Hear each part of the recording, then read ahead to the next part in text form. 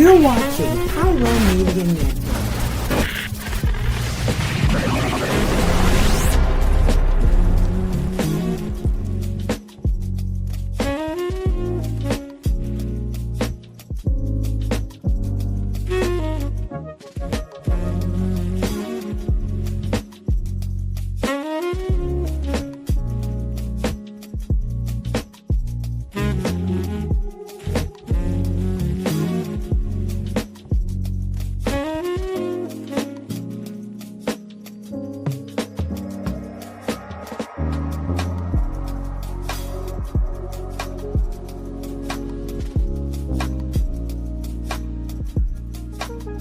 Thank you for tuning in. If this is your first time joining us, welcome. We hope your experience is fruitful.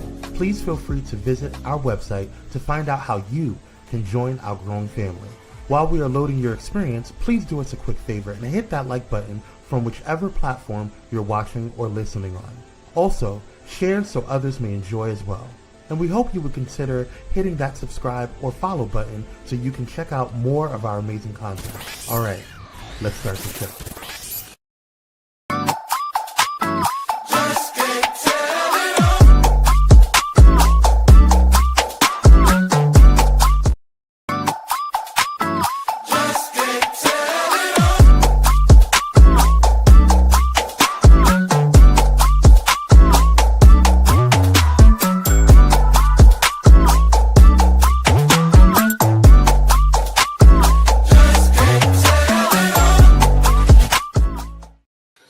What's up, everybody? Welcome to Conversations with Clergy with me, Dr. Donta Morrison.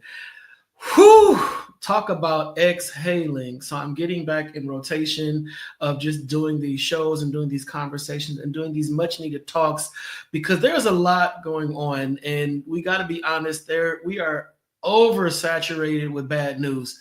Oversaturated with political drama, political foolishness, just political. Everything that we are being faced with right now politically is nothing nice. And because of that, a lot of us are trying to find ways to just unpack, understand, and to just process just the mayhem that we are experiencing. However, starting right now, it's been hitting home, but it is like hit home. The sugar honey iced tea has hit the fan for me and many of my colleagues who work in the field of sexual health, specifically HIV prevention, education, and linkage to care. So if you have not been watching the news, I don't know why, but President Trump, I'm going to say his name. President Trump has just cut millions of dollars when it comes to HIV services. And the funds that he has cut is really going to impact us majorly. It's going to just impact, it's going to take us back. It's going to take us back, set us back. It's going to start everything over. I mean, just federal funding cuts and massive layoffs within the HIV workspace. And across the country, HIV advocates are just in shock. We're in shock. You ever just been gut punched to the stomach? You know, just gut punch. You looking like I don't even know where to begin. But about $767 million has been cut. People are going to work and their badges are not working. They can't access the building. It's just an utter. It's trash. It's just trash. So I don't know what to say or where to begin, but we're going to have a conversation today. And I invited a close friend of mine, a dear friend of mine, my sister friend, to join me on tonight's conversation. So if you're watching on YouTube, watching on Facebook, I appreciate you. I thank you. I'm going to ask that you just share this conversation, just share this discussion. I'm going to tag some people right now as we just get this going, because this is something that I'm not going to say this is something of mass importance because it is, but I don't want to overshadow all the other BS that's happening, but this is something that must be talked about because a lot of people do not think that it is affecting them or it is their problem because they don't identify as gay. They don't they're not living with HIV. They're still clueless about how HIV is transmitted. So they're like, well, what's the big deal? Tonight, we're going to talk about why this is a huge deal. So without further ado, please welcome to Conversations with Clergy, my dear friend, Bridget P. Coo.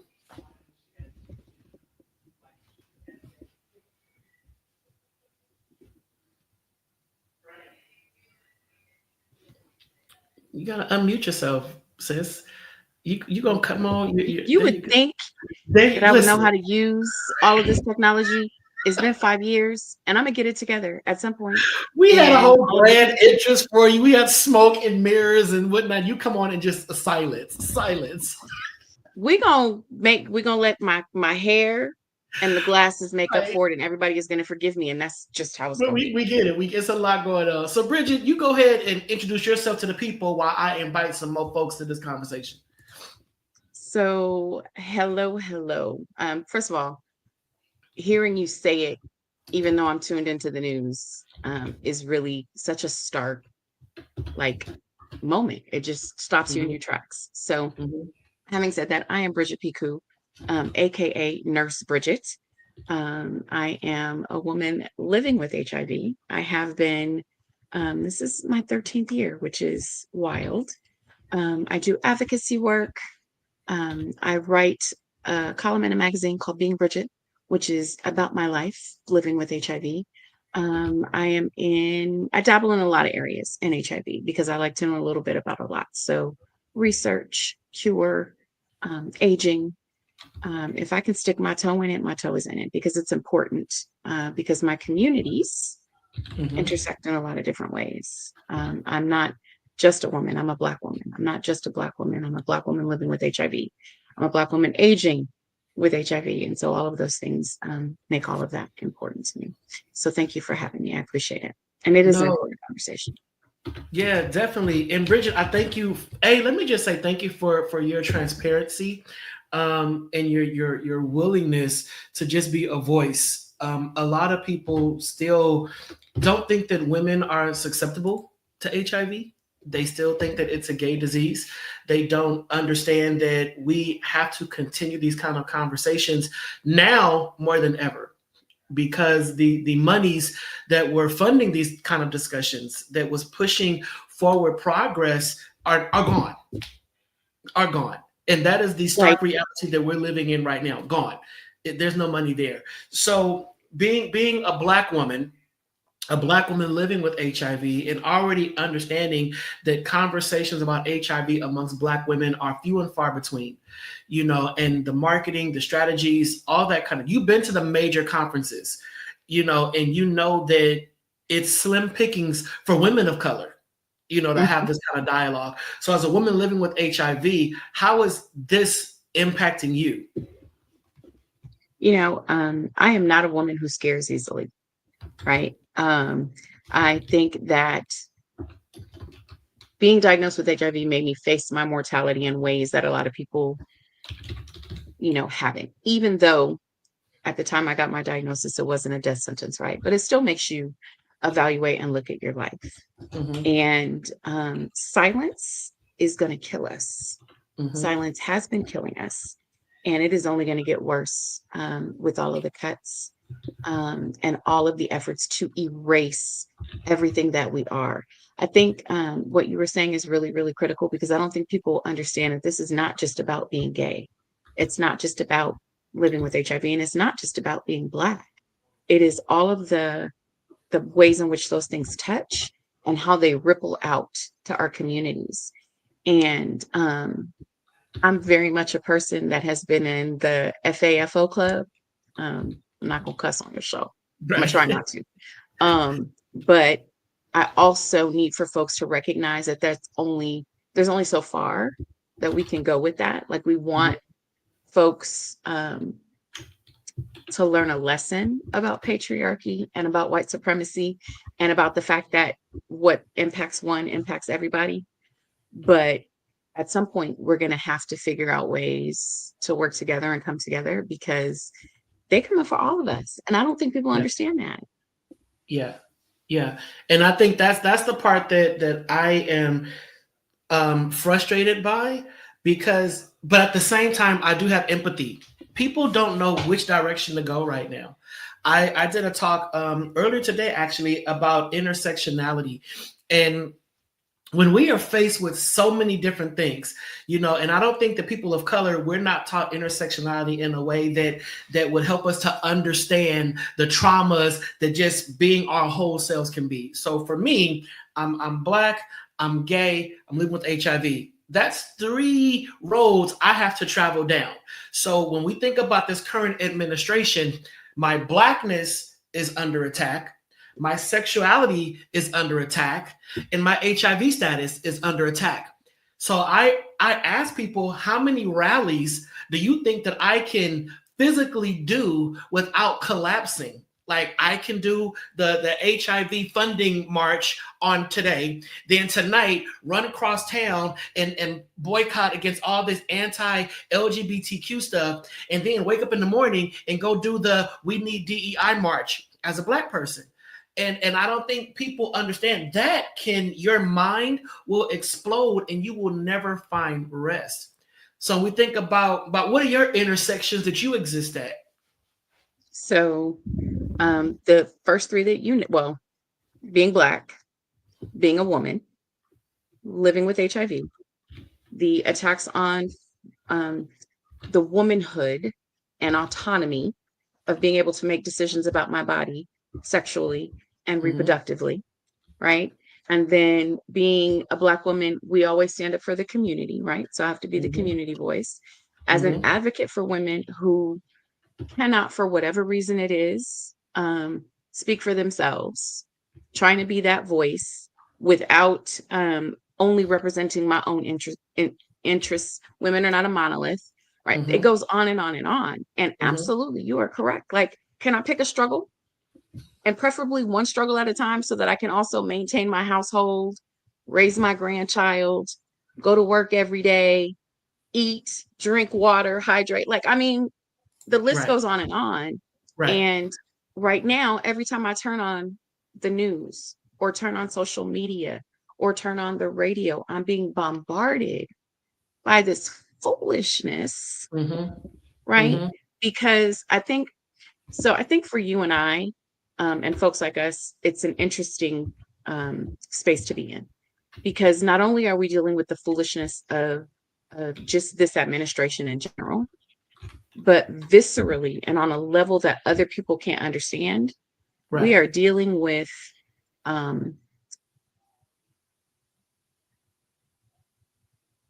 livelihood, and I'm I don't know what we're gonna do, because it's hard not to be overwhelmed with stress and anxiety, and kick into, okay, now what are we gonna do mode. I'm tired. And I know you are too. I'm tired. More so tired because both of us have been working tirelessly in the fight against HIV. You know, I started in 2000 when I started doing public speaking about HIV, living with HIV, getting people to get some more knowledge and awareness. And I've been going hard for the past 25 years. Let's just put it that way. And when within those 25 years, I've seen major advancements. I've seen a lot of just information. I've seen just stuff that's happening like PrEP and PEP, and all the biomedical stuff. And now, even as a part of the HIV Vaccine Trials Network, as a faith ambassador, I'm working on the vaccine side. So I'm on the scientific side, to be like, oh my God, all this advancements in medications and what's coming down the pipeline. And what's gagging me is that in 2019, President Trump, his first go round, created the ending the HIV epidemic, this whole thing, and said by 2025, we will have this huge decrease in new HIV infections because he was going to provide all this funding. And then he said, I think it was by 2030, they were just going to be like, just HIV just basically gone. That was his promise. That was his stance. That was just his way of saying, I got y'all, and now here we are in 2025, and he is eradicating all the money. Talk about a contradiction. It was like, dude, okay, I didn't like you from the gate, but when you said that in 2019, I said, okay, all right, cool. He still got some kind of humanity in him. But then here we are in 2025, his second go round.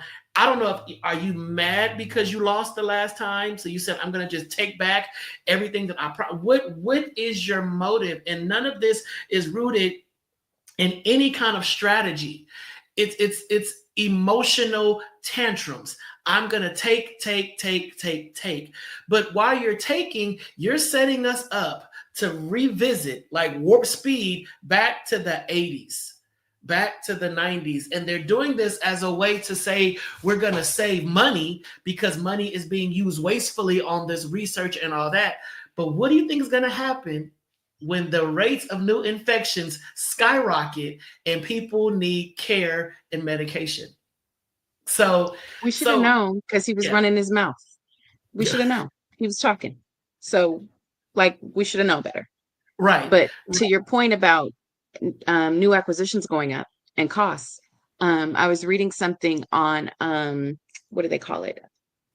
Public Health Wire, and they were saying that lifetime costs for HIV care are over and above $500,000. Exactly. So Exactly.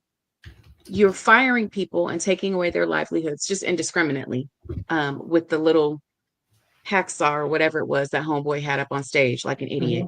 You're running through all of this. So not only are you decimating the agencies that we need to be able to rely on for care, for research, to get the medications that we need, but then you're also putting people in a position to make them more vulnerable to acquiring HIV. Right? No job means I got more time to sit around and do nothing with my life. Possibly put myself into positions that I might not normally be in were I employed, and providing for my family. Right? I don't use the word at risk. It annoys me, but you're allowing folks to step into vulnerable positions that they might not normally be. Right. And doing it indiscriminately. Like, and I can't even say like you don't care because we know he doesn't care. Right. I genuinely, I'm not a conspiracy theorist. You know me for a long time. That's not my get down. I like things rooted in solid and science, but I cannot help but feel like this really is about the haves and have-nots. And since he's not Black or gay or living with HIV, what does he care about us? Never mind the fact that we're all Americans and all humans, right? It's supposed to be make America great again. Where? And I think because the stigma around HIV, unfortunately, is still that it's a gay disease. And we already know that to be gay is anti-American in the minds of, this current administration, that if they target us, maybe then we'll just die out. Maybe we'll just die of AIDS. Take away the money for the research, take away the money for prevention, take away the money for any kind of access to care. Maybe they'll just die. They'll just drop dead. But my thing is when we look at the data and look at the statistics for HIV rates in America, it is hard to believe that all of Congress, all of Senate, all the state of that none of them are living with HIV.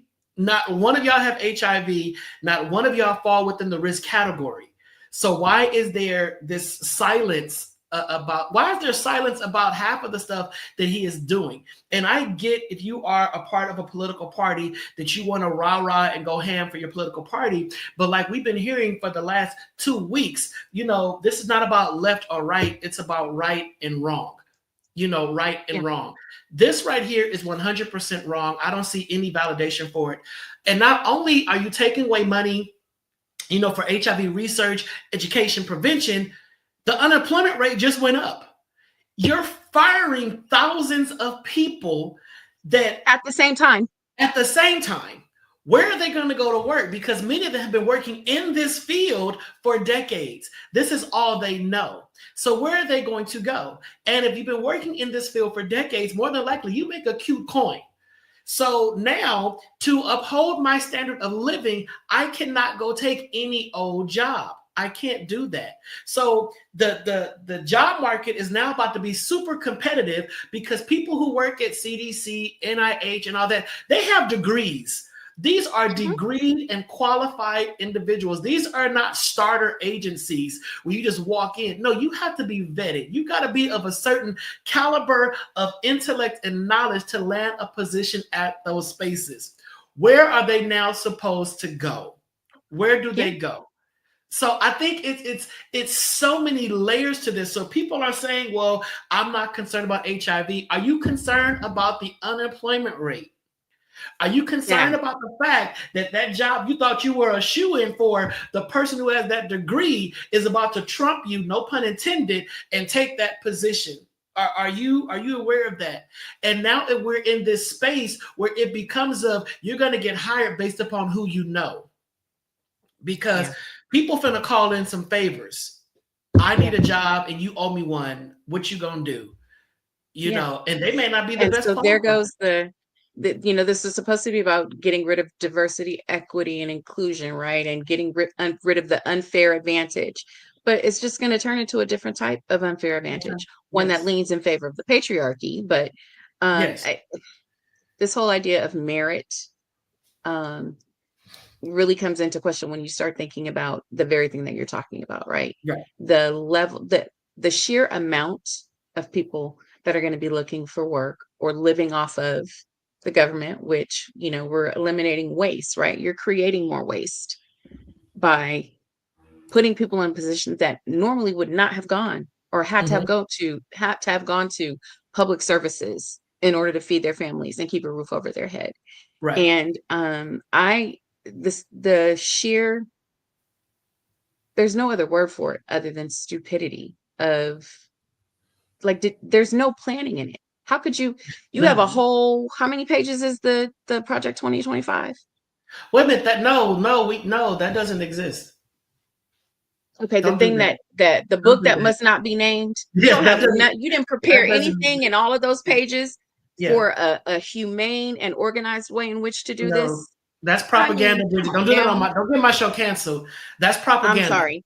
That's propaganda. That's what it's propaganda. And Spencer hit the nail on the head. Spencer said folks just don't get it. And Spencer, like we said at the top of the show, people don't know what to get nowadays. There's so much stuff happening where people of color are being targeted. And when I say of color, that means Blacks, Latinos. We ain't even got to the Asian Pacific Islanders yet. It ain't their turn yet, I guess. But it's coming. It's coming. But the Latinos, trust, it's a lot. Blacks, it's a lot. The Asian Pacific Islanders, just buckle up because they coming for y'all next. And I think people do get it, but they don't know what to do. We don't know what to do. So Bridget, that is my ask. Spencer, that's the ask. Mashad, if you're still here, if anybody else is watching, that is the ask. What are we to do? So think about that. We're going to take a quick commercial break. And when we come back, we're going to give some tips and strategies on what can we do now? What can we do now? We'll be right back.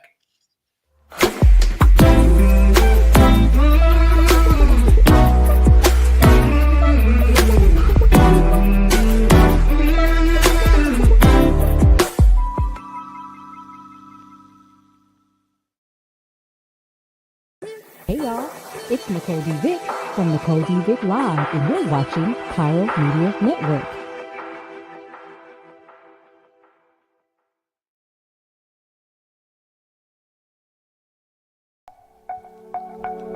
Are you ready for enlightening conversations that transcend boundaries?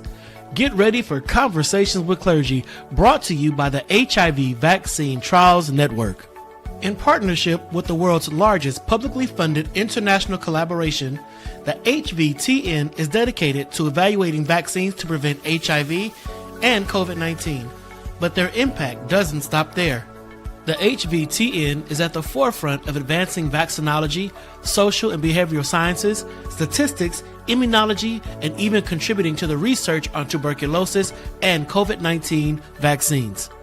By supporting Conversations with Clergy, the HVTN not only brings you thought-provoking discussions, but also contributes to the global effort to combat infectious diseases. Tune in, stay informed, and be a part of the change. Conversations with Clergy, supported by the HVTN, empowering conversations, empowering lives. Join us in this journey of knowledge, understanding, and progress. Conversations with Clergy, proudly brought to you by the HIV Vaccine Trials Network, because together we can make a difference.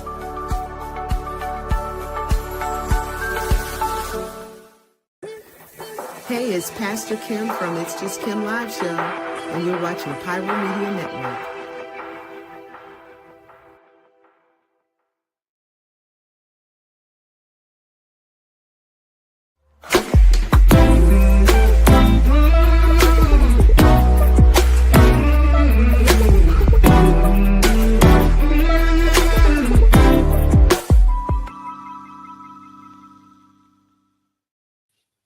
All right, so we're back for the final segment of Conversations with Clergy, and with my dear friend Bridget B. Cool. Fun fact: me and Bridget have known each other since the 7th grade.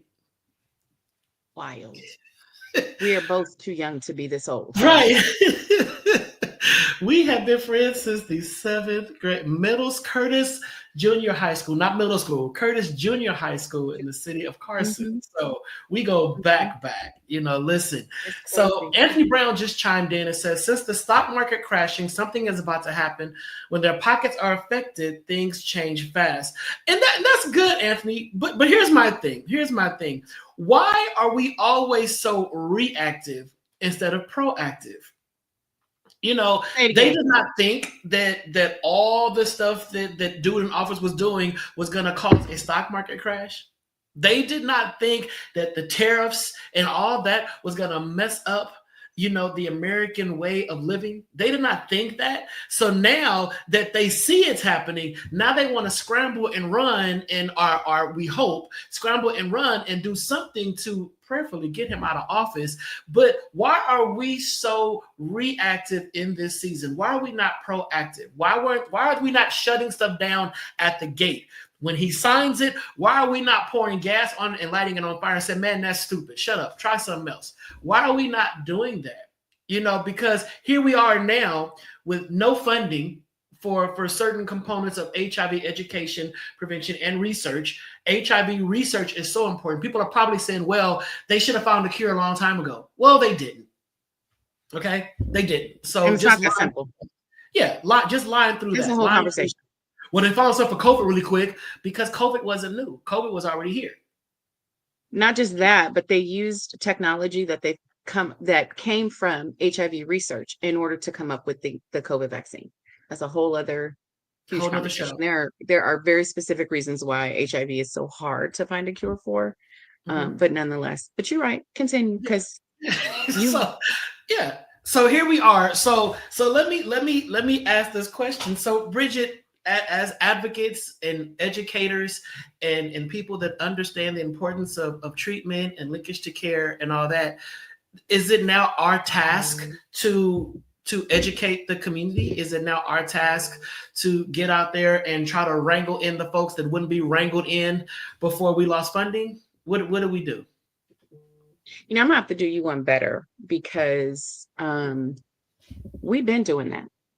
It's time for the community to step up and allow themselves to be educated, and not only allow themselves to be educated, but to get involved in impactful ways. I was joking earlier when I said, can I pick a struggle? Can I just pick a struggle? But folks are really going to have to figure out, for lack of a better way to put it, to pick a struggle. People are going to have to pick something, one or two issues that is going on that are important to them and that impact them in a way that makes them want to get up and do something and get off your butt and go and do something. As a woman living with HIV, I can tell you over and over again that it's not a gay disease, that it impacts humans, it impacts people, period. Wait, you're not a gay man? Girl, listen. Listen.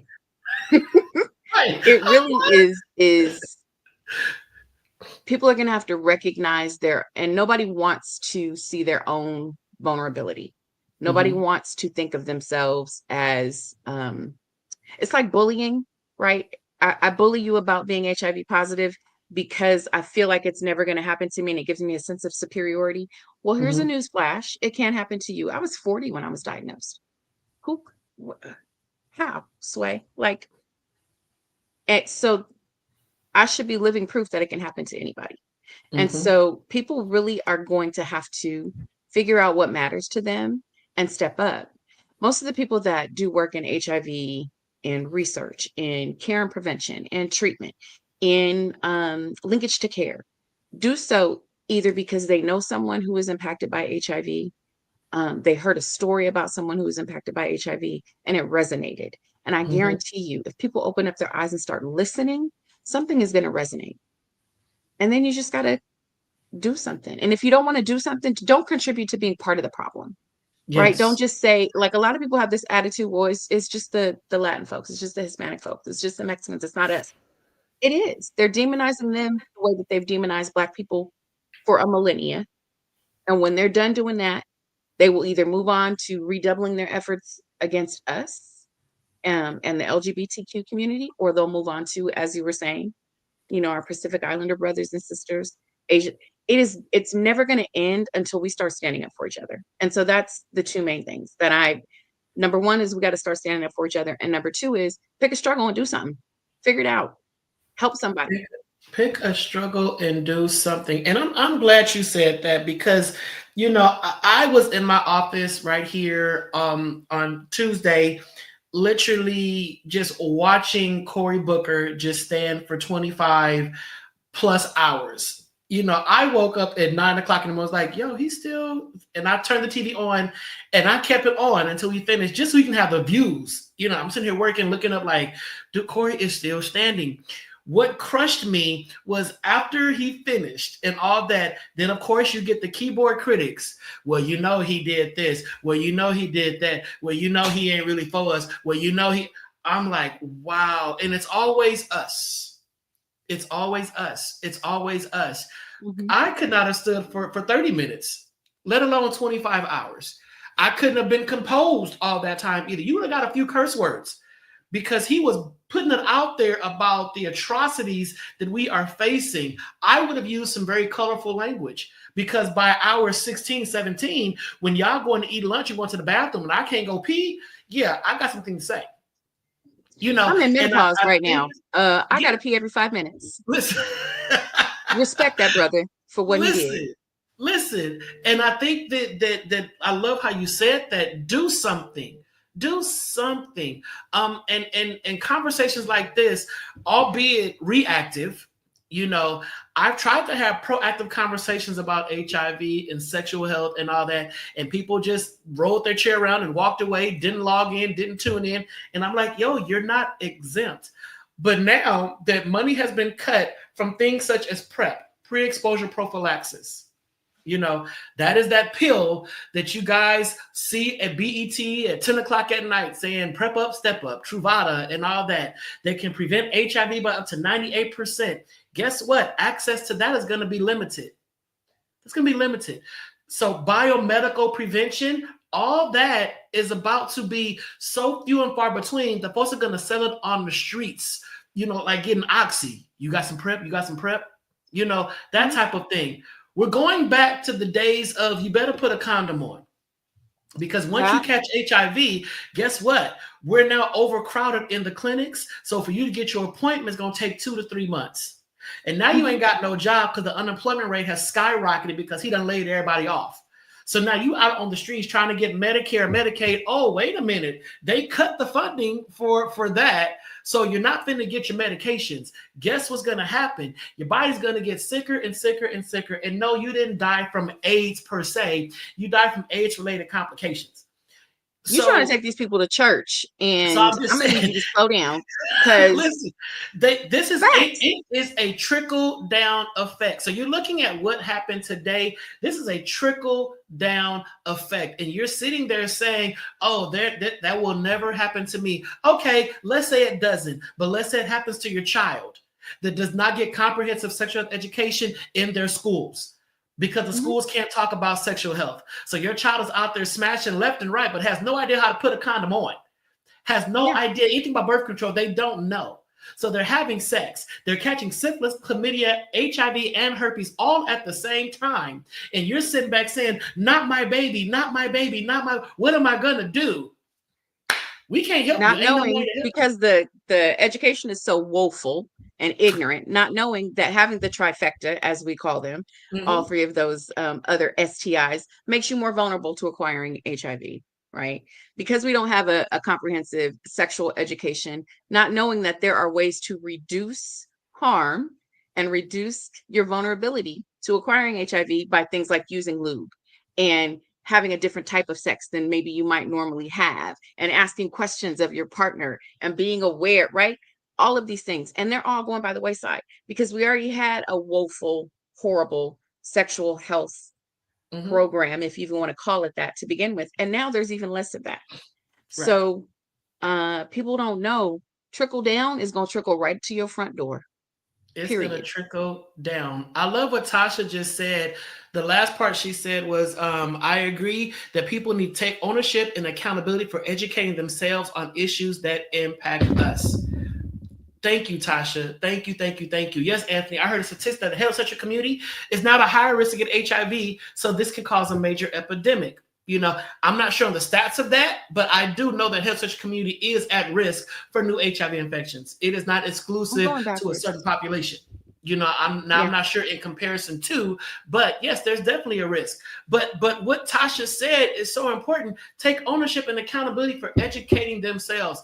I used to always tell people when I would do my talks about sexual health and HIV and whatever, and people like, oh my God, how do you know all that you know? Google.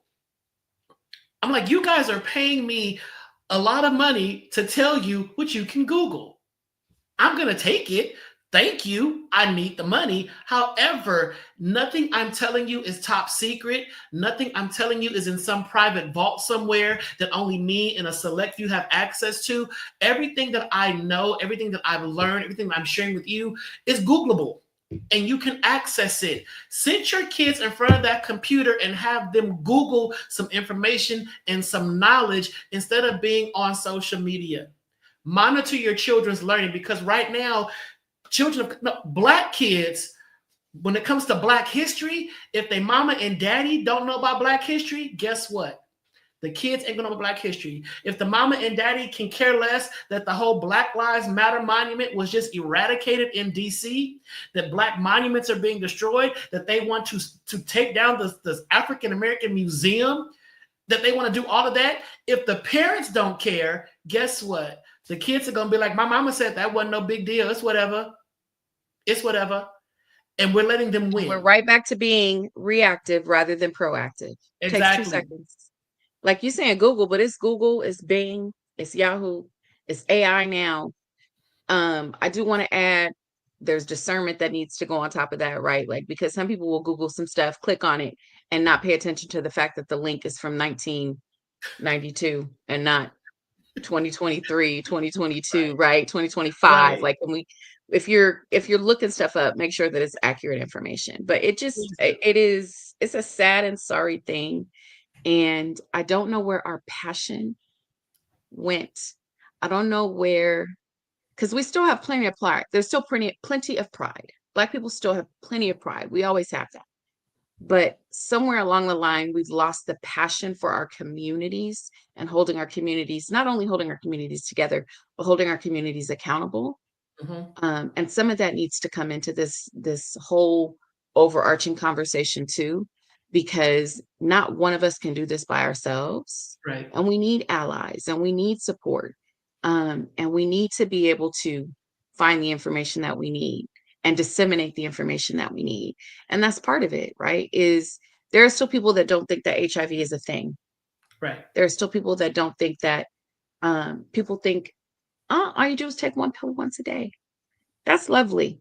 But there's a whole process that you have to go through between diagnosis and coming to an understanding in a settled place with that one pill once a day, or doing the long acting injectable, right? Which is a whole other thing. Because now, there are all these wonderful advancements, but we're going to be like some of our lower income country brethrens taking 3 pills or 4 pills because we don't have access and can't afford the one pill once a day. So it's bigger than people think, and people really need to understand that. Thank you for that, Brad. That was a great benediction, honestly. And I love that you brought up the South, because you and I are West Coast. We're California. We're Los Angeles, Palm Springs. Our level of privilege when it comes to care and access to care is up here. You go down south to the red states and it's down here. So education is down there too. That's a whole other conversation between down south HIV and West Coast HIV. So listen, we got 3 minutes left. So Bridget, let the people know how they can reach out to you. There may be some women out there either living with HIV or concerned about contracting HIV. How can they reach out to you as an ally and an advocate? So I work for a wonderful organization called the Well Project. We focus on women and girls living with and vulnerable to HIV. We have a plethora of information available on our website. You can find me there. I'm the stakeholder liaison for the Well Project, so you can just look me up there. On social media, I'm my name, Bridget P. Koo, on Facebook, on Instagram, TikTok, Snapchat, all of them. The only one I really use, though, if I'm being 100% honest, is Instagram, and now starting to use Bluesky, because that, that whole part of that conversation I will go into. It is at So Said Red, SOSAIDRED, at So Said Red. Please reach out to me, even if you just have, there's no question that is a dumb question. Promise you. Someone else has thought it and or asked it before.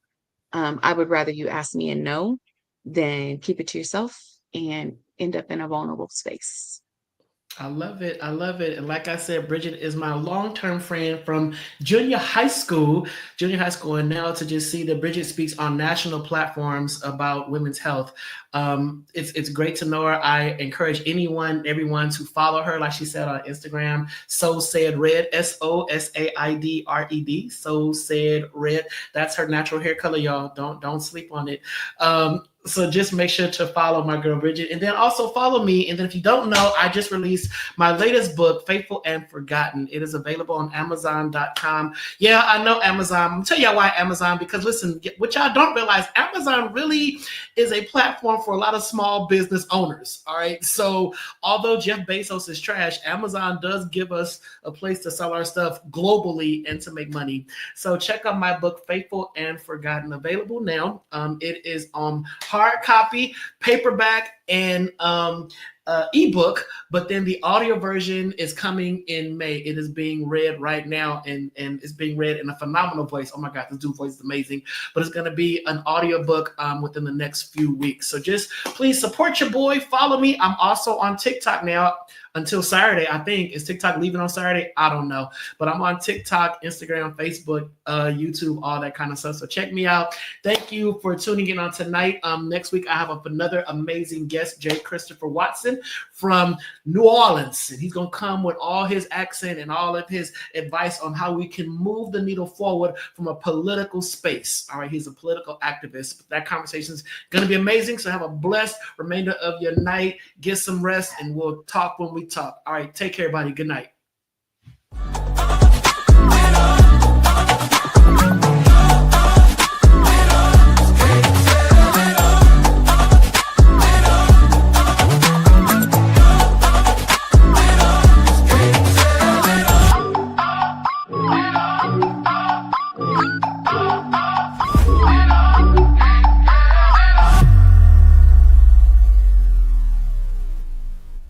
Thank you for watching Pyro Media Network.